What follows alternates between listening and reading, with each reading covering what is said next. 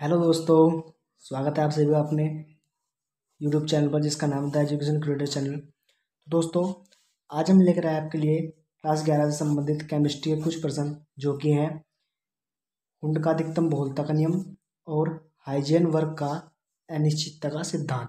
तो ये जो है ये परीक्षा की दृष्टि से बहुत ही इम्पोर्टेंट होने वाली है। ये लगभग हर पेपर में पूछे जाते हैं और आगे जो हम वीडियो बनाएंगे इनमें भी बहुत ही इंपॉर्टेंट नियम और सिद्धांत ही लेकर आएंगे। दोस्तों, अगर आप हमारे चैनल पर नए हैं तो चैनल को सब्सक्राइब कर देना और वीडियो को लाइक कमेंट एंड शेयर कर देना। दोस्तों, देरी ना करते हुए चलते अपने टॉपिक पर। तो यह है आपके सामने सबसे पहले हुंड का अधिकतम बहुलता का नियम। देखो, हुंड का अधिकतम बहुलता का नियम होता क्या है। इस नियम के अनुसार किसी परमाणु के ऑर्बिटल में इलेक्ट्रॉन तब तक युग्मित नहीं हो सकते जब तक कि प्रत्येक ऑर्बिटल में एक एक इलेक्ट्रॉन न आ जाए। तो इसे क्या कहते हैं, हुंड का अधिकतम बहुलता का नियम कहते हैं। देखो, आप इसको समझने की कोशिश करो। ये क्या है कि इसने क्या कहा है कि इस नियम के अनुसार किसी परमाणु के ऑर्बिटल में, ऑर्बिटल क्या होते हैं, ये होते हैं कोश।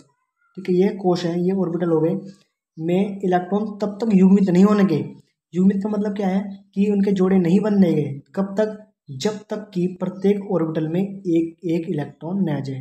देखो, इसको करके देखते हैं। इसमें क्या है, 1s। इसका एग्जाम्पल देखते हैं। एग्जाम्पल लेते हैं नाइट्रोजन। नाइट्रोजन के अंदर परमाणु क्रमांक कितने होते हैं? 7 होते हैं। 7 इसको कोष में बांटेंगे 2 5। इसका इलेक्ट्रॉनिक विन्यास क्या होगा? 1s2 2s2 2p3। ठीक है, अब इनको इनके ऑर्बिटल में रखेंगे। पी में कितने इलेक्ट्रॉन होते हैं? 3। पी में कितने ऑर्बिटल होते हैं? 3। पी में 3 ऑर्बिटल होते हैं और एस में एक ऑर्बिटल होता है। 1s में रखेंगे तो एक होएगा। इसमें कितने इलेक्ट्रॉन है? ये रहे। ठीक है, इसमें कितने हैं? 2। इसमें भी 2 आएंगे। इसमें कितने इलेक्ट्रॉन है? 3। तो ये गिरा, ये गिरा और ये गिरा। यहाँ तक समझ में आया आपको? अब देखो कैसे होता है। इसमें 1s में कितने थे इलेक्ट्रॉन? 2। तो एक ये रहा, एक ये रहा। 2s में कितने थे? 2। एक ये रहा, एक ये रहा। 2p में कितने थे? 3। एक ये रहा, एक ये रहा, एक ये रहा। हालांकि यहाँ पर एक और ऐसे आ जाते या 6 हो जाते तब यह हुंड का अधिकतम बहुलता के नियम के विपरीत हो जाता। इसलिए उसने अपने नियम में क्या कहा था कि किसी परमाणु के ऑर्बिटल में इलेक्ट्रॉन तब तक युग्मित नहीं हो सकते जब तक कि प्रत्येक ऑर्बिटल में एक एक इलेक्ट्रॉन न आ जाए। अब एक एक इलेक्ट्रॉन तो आ रहा है लेकिन इसमें 2 हैं, इसमें एक एक है, तो यही हुंड की बहुलता के नियम के विपरीत है। आइए इसका एक एग्जाम्पल और देख लेते हैं। जैसे 3d7 है। 3d7 को सबसे पहले हम भरते हैं 1 2 3 4 5 6 7। देखो, ये 3 कोष्ट अलग रह गए। 3d7 और डी, आपको याद रखना कि डी में कितने कितने कक्ष होते हैं?